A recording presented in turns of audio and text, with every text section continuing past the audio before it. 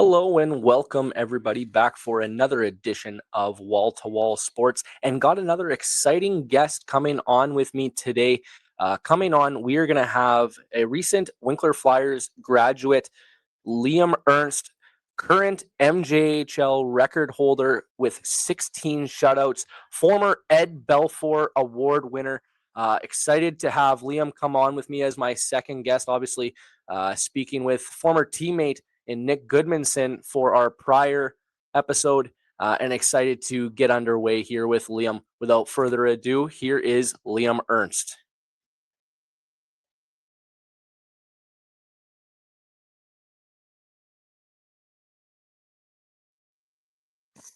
Well, welcome in Liam Ernst here for edition number 2 of Wall to Wall Sports. Liam, glad to have you on here. Obviously, got to know you over the last couple of years working with the Flyers. I mentioned in the intro about you winning, taking the league record in MJHL shutouts. Obviously, we'll get to that a little bit later. Just want to preface some of your accolades. You were stellar for the Flyers since coming in. 58, 14, and 3 record with 1.8 goals against and a 0.29 save percentage. Ed Belfour Award winner. Kind of did everything you could in the MJHL, and great to have you on here. Kind of talk about that. Well, first off, thank you for having me, Cody. I appreciate your time. Well, to just summarize it up, like my junior career, couldn't have really asked it for it to go any better way. You got the championship, you got a couple of the self accolades that I didn't in a million years think that I would have achieved it. But like I always have it in my mentality that just take it game by game, and it just kind of led to it. I with like the shutout record. Just preparation, all the coaching, all the tweaking things throughout the 3 years that I was here. Goalie coach Mark Friesen, my goalie coach back home, Daniel Wapple, just trying to elevate my game. And it led me to getting the shutout record, helping our team to the championship in my rookie year, making a statement that way. And just having really good teams in front of me too. There's no I-in team, so you have to have a good decor, which the Flyers have always managed to do.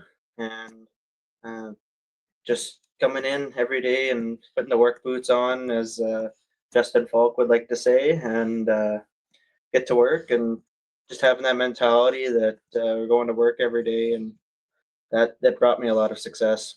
Yeah, off the top, I forgot to mention part of that championship winning club for the Winkler Flyers, bringing their first championship in over 20 years.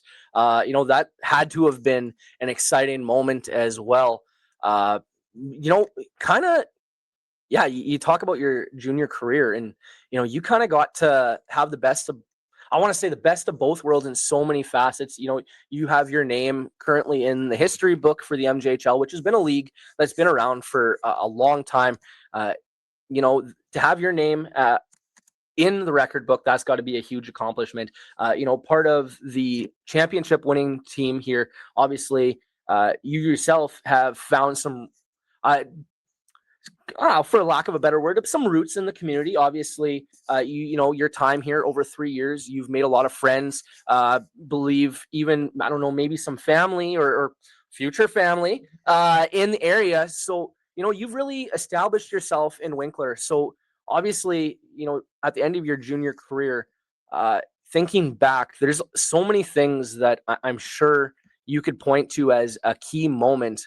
But if you had to kind of summarize and pick, one moment, having your name in the history book, breaking a long streak for a city that you've now become entrenched in, what would kind of be your top moment? Well, I'd say the championship is just seeing the passion and support that the community had for the Flyers and the team. and just looking up in the rafters at the start of that season when I came in as a rookie, there wasn't a championship banner uh, up there, and just knowing that we won that, and looking up in the rafters these past couple seasons, and you see that championship banner up there, that was pretty special. But I'd say kind of what was really special in my first junior experience was just the passion and knowing how much support this community has for the Flyers. In my first game ever played as a Flyer, packed barn in the old Centennial, and just like, this is hockey. This is a hockey atmosphere, and I'm making big saves, and the crowd just goes nuts. And it was just a surreal moment for me as a young player. You're always dreaming of playing junior hockey, and just getting that first win, that first game out of the way, and having it the way it went. Like, I couldn't have asked for a better community to bring me in and support me. And we got my girlfriend out here, which makes it so I'll always be around here. And just a community, so many people around the team and that just support the team, that I'm gonna have contacts for the rest of my life if I have any questions. Cody, you being one of them, and then yeah, just a lot of other faces around, lots of old billets and other billets that I've met through just having buddies on the team. And yeah, so let's just say finding a new home, and just getting that junior taste in a community like Winkler was one of the biggest moments in my life this far. Yeah, we mentioned just off air, obviously you're out in the area with coming to see your girlfriend, going to see some of the old billets. We talked, going to likely see Dave in April, big part of the Winkler Flyers community. Dave, a part of the board. April, former billet coordinator. Haven't asked them too much about it, but I'd imagine those are very thankless jobs. And getting a chance to work with Dave in the booth, obviously, we've talked about some of the the good kids to come through their house in the billets. And I mean, I don't think I heard a bad thing said about you, Liam. Obviously, I can attest you've been, every interaction we've had, you've been a stand-up guy, great representation of the team, the community, and great to have you have been a part of this this great franchise. Obviously, we talk about your MJHL career. We're going to start with coming from White City, Saskatchewan. Obviously, I assume that's probably where you got your hockey start. Yes. So I was born in Regina, but do some research there, Cody. But yeah, so born in Regina, but moved to White City from a young age. I think I was 4 or 5 years old. Started off in our local organization is made up of 3 towns outside of Regina: Pilot Butte, Balgony, and White City. Called Prairie Storm. Started off out there and played until I'm so out of the terms now. They're using the U terms, but when I was playing, it was back in Pee Wee second year. I went a different route, went away from my local organization to experience different opportunity and just to continue to grow. So I took my talents to Lumsden to go play for the Lumsden Lions, playing Pee Wee AA there.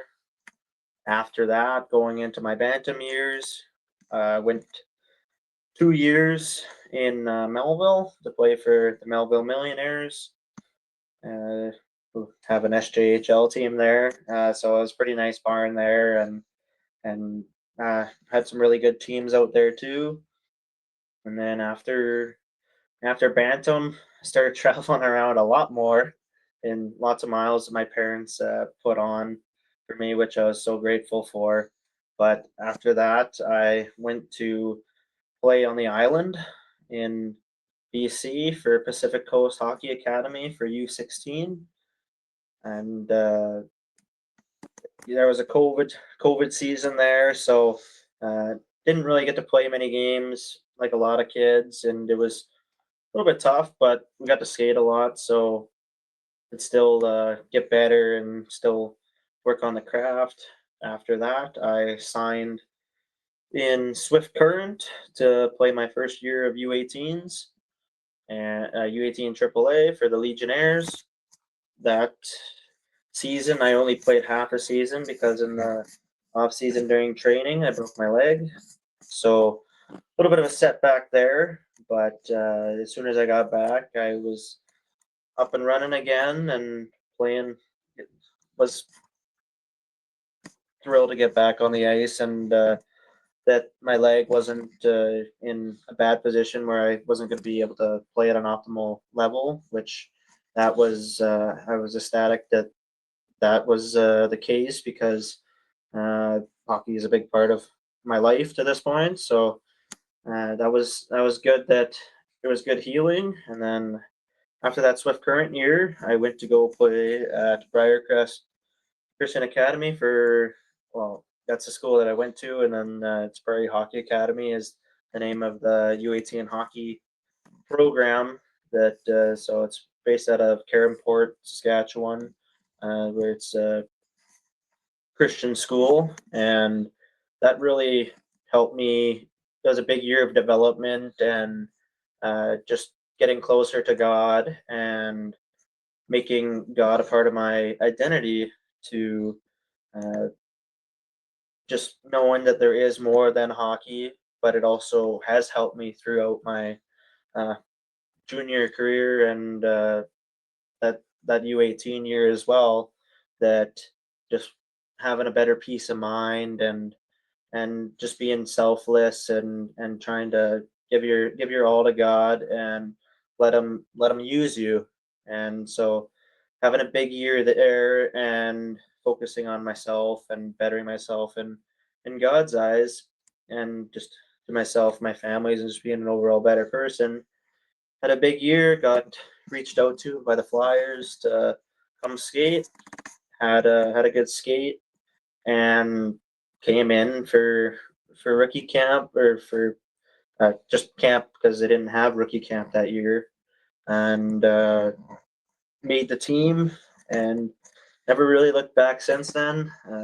Like I said, explaining in my getting that first start was just a huge moment, and having a good game with that and being in a good organization and just helped me continue to elevate my game and continue to grow. Yeah, you speak about your faith in God, and listening to that story there, Liam. There's a lot of things that it seems like it was just the perfect place for you to come to Winkler. Obviously, Winkler known to be a town that very strong in their faith. And then even listening to you talk about battling back from a key leg injury, I'm sure for a goaltender, where you're so dependent on your legs, your mobility. Hear you fight through that adversity. Find your way through Prairie Hockey Academy, Swift Current, and then finding on with the Winkler Flyers. An area, like I say, that very strong in their faith. It just seems like the match made in heaven, and it just the relationship seemed to just get so much sweeter as time got on. Mentioned that you rookie season got a chance to win the championship with the Flyers. Your second year, you come in, have a very strong showing, end up picking up the Ed Belfour Goaltender of the Year award, as the top goaltender. And I'm sure, winning an award named after an icon like Eddie the Eagle, I'm sure that's got to have a little bit of sentiment to it as well, I would imagine. Yeah, well, Ed Belfour played for the Flyers and had a big donation to give us Ed Belfour training center that we have in our rink that is better, like not many. I don't think there's really any other teams in the MJ that even have a gym in their own rink for us to use in our free time and have open access to it all the time. And just him being a Flyers player and being in the NHL and goalie, and just I guess you could say bringing the trophy back home to, as you could say it, was huge. And you always, that's what you strive for when you're playing the game. You're playing to, well, first off, to win for your team, and it's team sport, so get that team championship and accolades. But you also want to have the best showing for yourself, and at the end of the year to get nominated for that and is huge. And yeah, it's just a surreal moment, and not many people can say that they have their name etched on those trophies like that. So um, makes for a lot of stories later on in life. I can imagine. Before we turn the page on your pre-junior career, one question I'd have is, what was the biggest adjustment to junior hockey from the U18, U16, U17 levels, and this, I believe, the CSHL? Did you notice an adjustment even from going your AAA club to the Scholastic level, and then even there to the MJHL level? I'd say there was a lot of differences in um, going from being in like AAA midget in Saskatchewan. You still have the bus trips, and I only had half that season, so I maybe didn't get the full experience of that.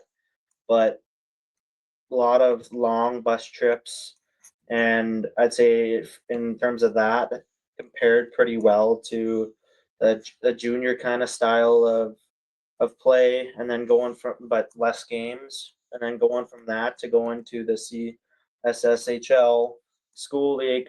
There was a lot of travel in that league too, but you were only playing on the weekends, and so I got used to doing more back to backs and that you would see more in juniors. So I'd say throughout both of the years, I kind of had a mix of both worlds to prep me a little bit for juniors. But you never really know how juniors are until you actually step in for your first game, and it's just a lot more contact, a lot more speed, skill, and just as a goalie trying to adjust to the speed of shots and how fast the passes are moving. And because being a goalie, it's a lot of timing, a lot of reacting, a lot of anticipating plays, and so it was a big jump, but I made the most of it having my goalie coach Daniel Wappel at home.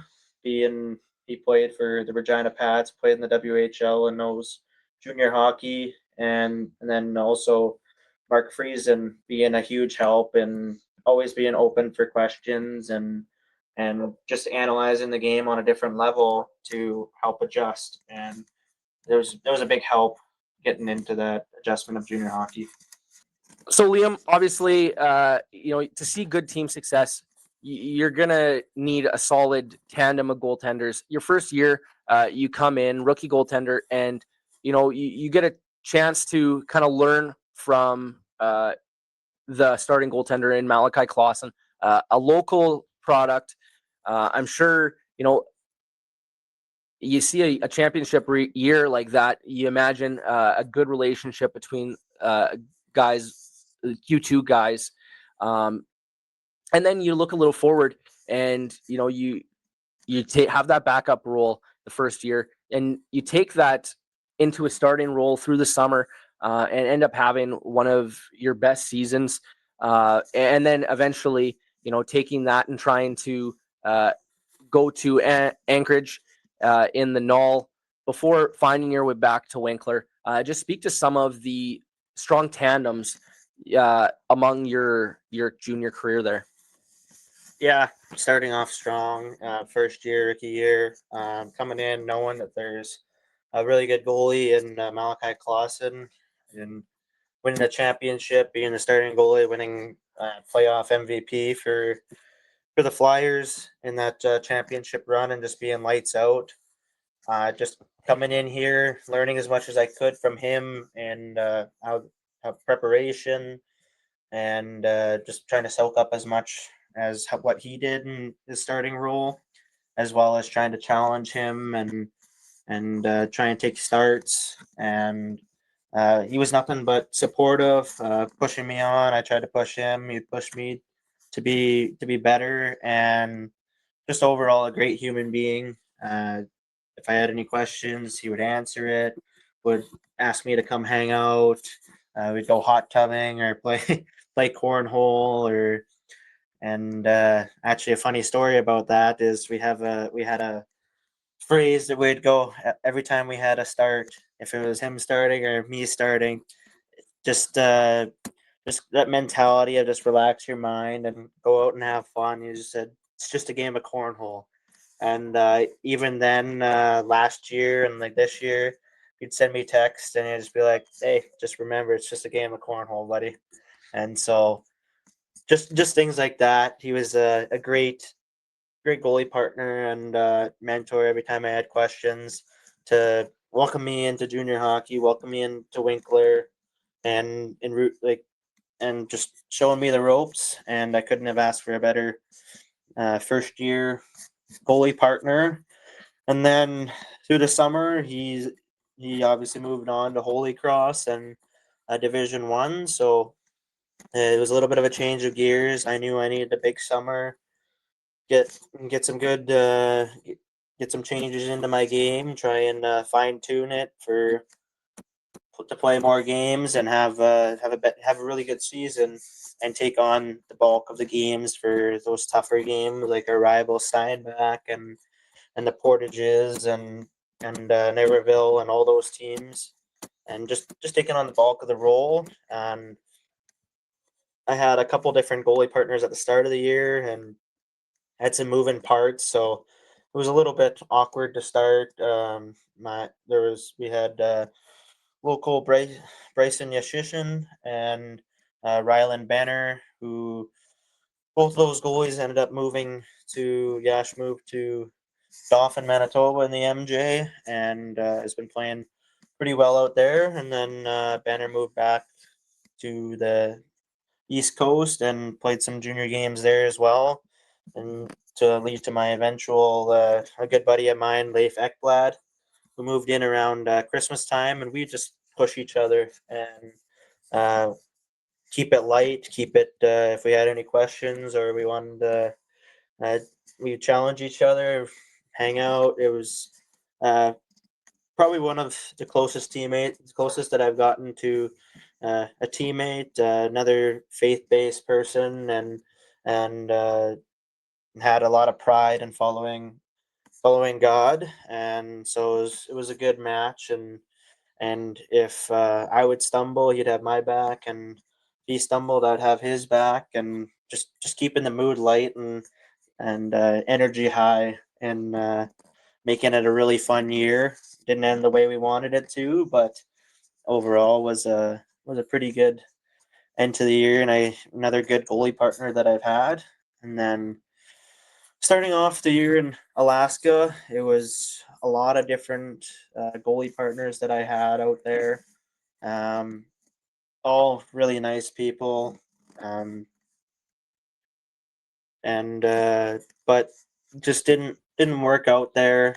Um, just team kind of had struggles to start the year, and I wasn't playing as good as I wanted to play, or I knew I wanted to play, and so it was a little bit tough when the team's not going, and then you're putting more pressure on yourself, and I could have been in a better mindset for that, and then but just had to continue to put the work boots on and try and get out of that. And eventually it was just kind of trade deadline time and time to decide if I wanted to move on. And I think it was just time for a fresh start.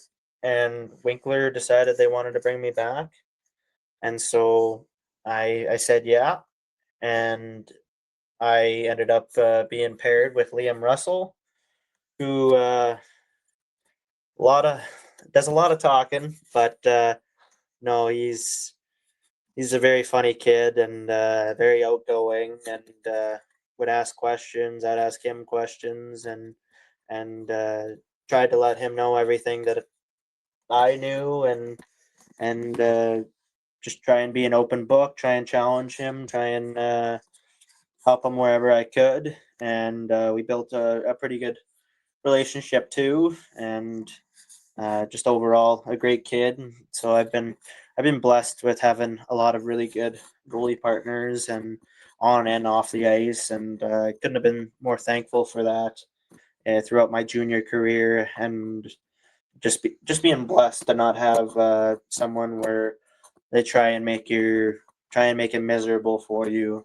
Instead, I got blessed with a lot of people that are friends now, and would challenge me and lift me up in my playing and on and off the ice.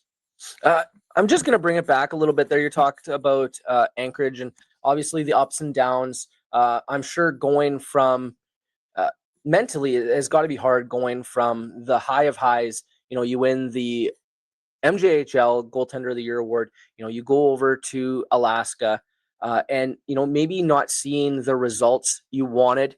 Do you, looking back now, still find that experience helpful in your development? Even though it maybe wasn't the result you wanted going out to Alaska, and then finding your way back to Winkler. It was definitely a learning experience. Putting a lot of pressure on yourself. I put a lot of pressure on myself to succeed, and I always want to do as best as I possibly can for my teammates, and having that high standard of just like come off a goaltender of the year, and you're just thinking about, okay, well, I need to try and step it up another notch, and always trying to get better, and you always want to get better, and maybe not seeing the results right away. And in Alaska, and having it being a little bit tougher, definitely did not make it easy. And so when I had that turnaround, and I was sitting off in Alaska for a little bit, and so had lots of time to kind of reflect, and it was just kind of a mentality shift of like, why am I trying to put all this pressure on myself and try and live up to something, and instead of just having that, like, no, just be me, have that fun. And it's hockey, you're supposed to just have fun, and so having that mindset, and just going back to the reasons why you love the game. And so just going back to that. And so when I did eventually get back in Alaska, had a really good game, was just out there having fun competing. And then it didn't end up the way that I thought the year was going to go in Alaska. But when I had the opportunity to come to Winkler and get a lot more starts again, and just come in, be the guy, and just that came in and got back to work, felt very familiar, and which helped getting back into a groove again, and just having that fun mindset. And you love the game, so just go out there, compete, have fun. And I finished off strong again, and felt really good with where my game was at. But then we just ran into the juggernaut of Niverville and in the playoffs, and they ended up winning it all. So pretty tough, but the only thing I could say is wish we put up little bit of a better fight. But that's so I've never, I'll be honest, I've never won anything significant in my life. So for you, playing high level hockey, when you lose to a team that eventually goes on to have such great success, does that sting more or less than if you were to go on and you lose to a team that maybe only made it one round further than you? For me, when you have a strong start in junior hockey and my first year, we win a championship, and you see all the blood, sweat, and tears going into it, and you know what it takes. It last year and the year before, we lost out both years to the eventual champions. It just stung losing out both times, knowing that just how good it felt and experiencing the championship once that you're like you'd give anything to have that experience and have that feeling again. And I wouldn't say that it would sting more or less. I just think that uh, having a strong group my second year and then a good group of guys again last year, I knew that we could get it done because I've seen it happen. It just, yeah, to say it just hurts to come up short, and you can beat those guys. You can could have won another championship, but it just doesn't play out that way, and that's why playoffs are so special because you never know what's going to happen, who's going to show up, who's gonna upset, who's gonna bring their A game, and you just got to do what you can control. And it definitely stings going out in playoffs when you especially when you taste it in the first year and don't win it in the next two.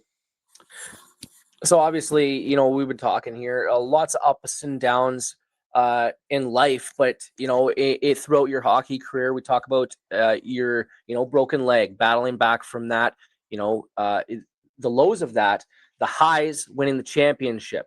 Then you get a chance to become the starter for the Flyers.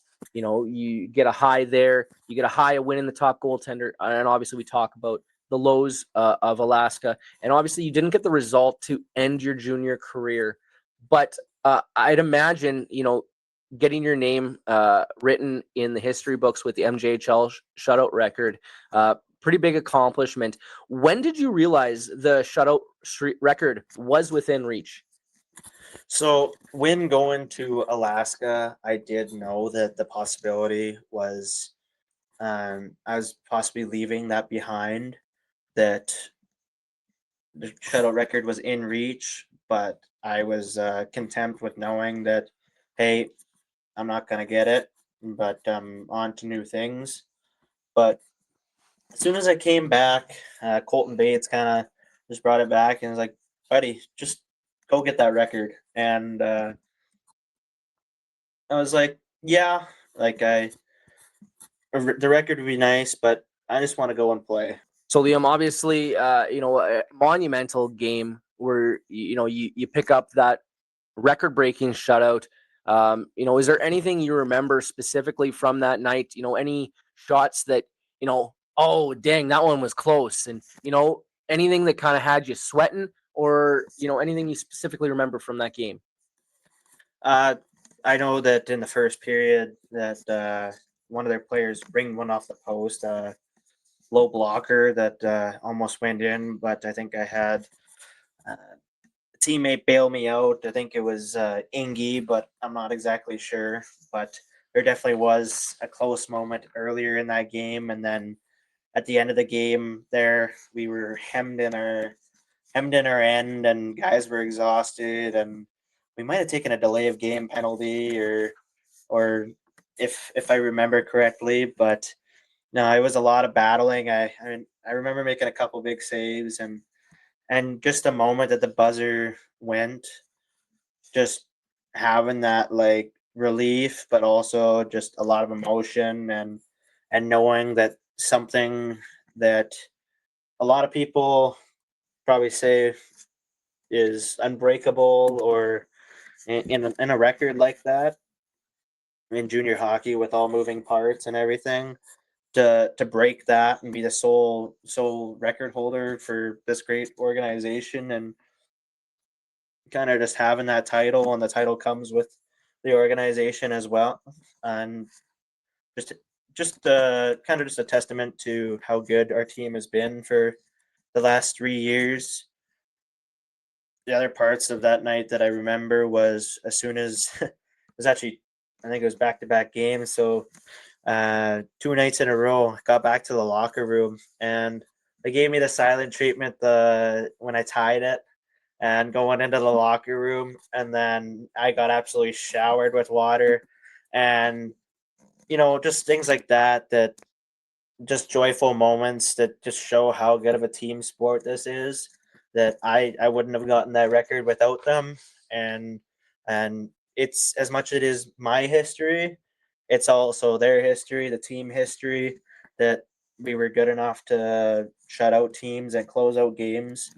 And so them just spraying me with water, I was like, just, it was a really cool moment, and everybody was laughing and everybody was smiling, and definitely was a highlight of my junior career. And then the next night to go and break the record and get in there, they try to do the silent treatment again. I knew it was coming, and I think it was probably less water the second time, but that jersey definitely needed to be rained out, and it was soaked. So was my stalls. So which they're replacing the stalls this year now. Uh, so I guess it rotting might not be a problem anymore. And no, it was just a surreal moment with me and my teammates, and them just lifting me up for this accomplishment, and just the guys always being so supportive towards each other with when guys would get commitments, like when Goody got his commitment, and just everybody supporting him when he got that, and when players would get nominated for Player of the Month, like Georgie, and we did a good job of picking each other up and letting them know, and that's what was so. This team had a really good bond, and Flyers teams in the past have all had those big bonds too. And looks like coming into this interview, you got a couple souvenirs here. Obviously, if I remember correctly, this is the jersey from the night, as it was the. Correct me if I'm wrong. The dark jerseys were home on the second half, so that would mean this would have been the jersey you wore on the shutout. And then we also have the shutout game-winning puck here, along with show the camera your championship-winning ring from your first year with the Flyers. As your MJHL career wrapping up, or wrapped up, shall I say, some cool souvenirs heading into your next chapter of life. And speaking of that chapter, recently committed to Marian University. What made Marian University the right fit for you, Liam? Well, their coach was very. He's been around the Flyers for the last 3 years. He's been in and out of the building, recruiting other teammates, and just showed a lot of passion for the players, and being connected, and just building some relationships and trying to get them to come to Marion. And he came and watched me in the later half of last year, and he's been watching me for the last 3 years, I guess I should say. And it's been very extremely nice, open to questions, and just telling me about the school and what the program is, what they have to offer, and just putting all that together throughout my recruiting process, and just having someone that wants you, and a team organization with school that wants you. And there's a little bit of that. There's a faith background in that school as well, which makes it really nice to go to, where you can continue to get a better relationship with God, and with your teammates as well. And I thought it was a perfect opportunity, and there's not another place that would want to be, and I think it was the perfect fit for me to commit to Marion. Yeah, I'm sure, obviously we talked earlier about the Winkler area being a very faith-based community. I'm sure, you mentioned that being a big part of your decision. I'm sure you've been on some teams where maybe it hasn't been as much support for the faith-based. So I'm sure, being in these areas where, you get to be yourself, you get to, you know, stay strong in your faith. Just speak to that and kind of how that affects your decision and just about, I guess, the dynamic in some of those instances where you maybe haven't had as much support in the faith base. Yeah, so I've gotten closer to God over like my later half of my U18 years, and then going into junior hockey, being in Winkler was a perfect stepping stone for me. In Alaska, there wasn't as much faith based, and then and like Swift Current, there wasn't as much faith based there either. And but for my mindset now is like, is it good for me to put myself in situations where they're in faith-based communities? 100%. But it's just knowing that wherever I am, if there isn't as much people that are followers of God, that I have to be that disciple, be sharing the word of God, and try and help my teammates if they want a relationship with God, if they want to, then I have to do everything in my ability to help them out with that. Which with these Winkler Flyer teams, we've had some guys that maybe weren't into faith as much throughout all 3 years, but as we went along, some people grew closer to God. We would have our chapel sessions with Mr. Neufeld, and we would just if people had questions or were curious, like the curiosity about faith, they would ask, and we would challenge each other. We'd host our own Bible studies and just continue to ask questions and just lean on each other to continue growing faith. And I think that has made some of our teams so strong, because we're being ourselves and being together and growing our relationship and putting God first. And so, yeah. You mentioned, is that Brendan Neufeld, the team chaplain? Yeah.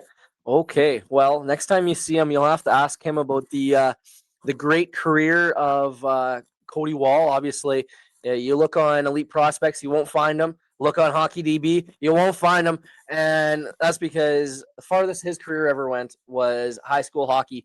And just to kind of bring it back around, Newfie was my head coach my first year of grade 11 high school hockey. So, great to see and hear him still part of the team. Yeah, great guy. Couldn't say enough good things about him. As we kind of wind down here, got a little bit more fun questions. So, who is the funniest teammate? You want me to go year by year, or all Let's just go overall. Overall, ooh, funniest teammate. I'd say it's almost like a combo duo for that one. I'd say Nick McKee and Brody Boschman, just being an iconic Winkler Flyer duo. They knew how to light up a room and make everybody smile, whether it was some dull moments or just some very funny jokes. They were they definitely knew how to put some smiles on faces, and yeah, those guys were really funny. And so, any PG rated or G rated stories that you can kind of allude to here on the show? I know we got Nick Goodmanson to give us asked him about the best chirper, and gave us a bit of a PG rated story on Charles Bernier. Just seeing if there are any good G rated stories we can have out there. You know that hockey players can be pretty superstitious with just eating foods before pregame, and you always have to have your chicken and rice or your Alfredo and chicken. And well, my first year goalie partner, Malachi Clausen, no, he threw that all out the window. You'd catch him at going through Burger King or going through McDonald's or KFC when it first opened up, and getting a chicken strip basket and a Mountain Dew before he would start. He would ask me, "Yo, Ernie, go and can you go pick me up some chicken strips and a Mountain Dew? Give me this kind." And so, but it worked for him. It just he didn't want to think all superstitious and stuff. It was go out there, have fun, that mentality of just a game of cornhole, and he yeah, just it was his bread and butter. Just get him chicken strips or fast food would fuel him up for that long playoff run. Just a game of cornhole. I love it. Another one here. You obviously playing for a number of different coaches. You know, Justin Falk, Ryan White, Colton Bates, Eric Fair, Matt Mello, Billy Cawthorn. You know, a lot of good guys helping you along the way. But if we had to single out a guy who kind of had the biggest impact on your career, who would you like to give those accolades to? I don't know if I could really pinpoint one. They all had their different things that they helped contribute into my junior career. With Falker, he made us tough. He made us a hardworking bunch. He was the one that we got the phrase "put your work boots on," because every time he came in, we couldn't wear sandals or Birkenstocks in the wintertime, which was a smart rule. But he would wear his Timberland boots to work, and always had them outside his office, so you knew he was coming into work, and dragging the dog into the fight, and just having that mentality of we're going to work. And that definitely has helped me throughout my career. And then Matt Mello, just having the personal level with being a faith-based. Well, Falker was faith-based as well, but Mello always encouraging us to, if we had any questions about faith or just about on and off the ice, was always open, was always good to talk to, and in that aspect. And same with Billy. Like I've known Billy since he was my young adults leader when I was at the U18 in Caronport. He was playing for the Briarcrest Clippers college team, and he was always just open to questions, and just always keeping a light mood in the room for the guys, and which was always great. And Colton Bates been a really big help in my junior career. Being a very good outlet, knows a lot of people, has a lot of connections, and it was always just challenging me to continue to be better. And he was like, "Yeah, come back to Winkler and get that shutout record," or just always being approachable and always wanting best for his guys. And if he just wants to set you up for the best possible position. And then you have Eric Fair, like, who, has an NHL Stanley Cup ring, and I'm a Pittsburgh Penguins fan, so I'd ask him so many questions, and just kind of kid in the candy shop, like seeing an NHLer, and you're like in awe, and you're like, this guy's won a chance. Like, he showed me his Stanley Cup ring, and I was like, not as nice as the MJHL rings, though. No, but yeah, just a surreal moment, because I was like, I knew exactly where I was when I was watching that Stanley Cup championship game, and just being, and I was like, surreal moment. Now this guy's taking shots on me in practice, and always asking me if I want extra shots or where I want extra shots, and just always being open, and just that humble. Little same with Justin Falk, just like, they're not bigger than the game. They're down to earth people that they want to inspire the next generation and help out the next generation. And just having that in your corner is great. And then Ryan White, like Falker, Fair, and Whitey, all NHL, ex-NHL players. Whitey, little bit of a firecracker. He lots of stories, lots of good times with him when he was on the bus with us, and whether we were going to Verdun or going to Wayway. We I guess there is a story that about Whitey that we had. I think this was my second year. We were in Wayway, and some of the guys in the room. It was a Whitey game that we were gonna have Whitey to coach us, and some of the guys in the room were putting. They were like, let's do an over under on how many f bombs Whitey's gonna throw at us, and let's just say the over hit.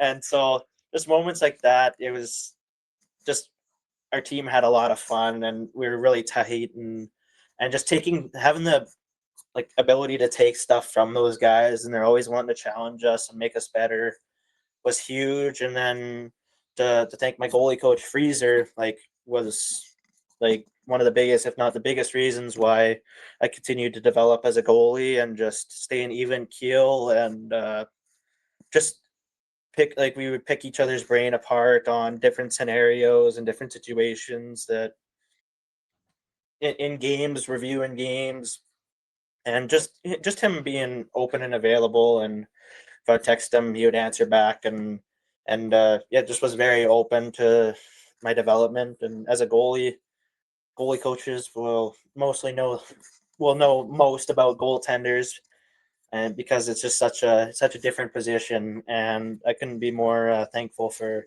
all the help that he put into my into my game and my craft, and just making me a better goalie.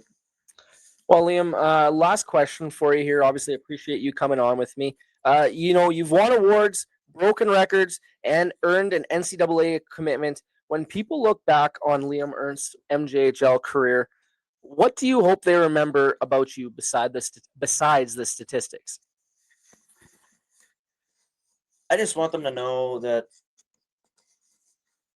I'm a down to earth person. Like, if anybody ever has questions, or you see me on the streets in Winkler, and that I am a human being and I'm not above others, that I'm the same as you all. And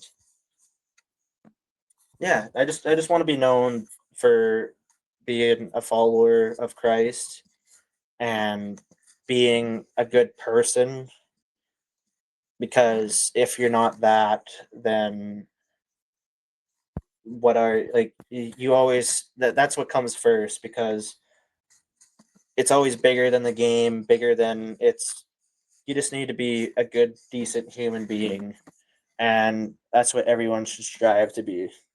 Yeah, that's one thing I've noticed with the Winkler Flyers organization. They do put a very big, strong emphasis on finding good gentlemen such as yourself.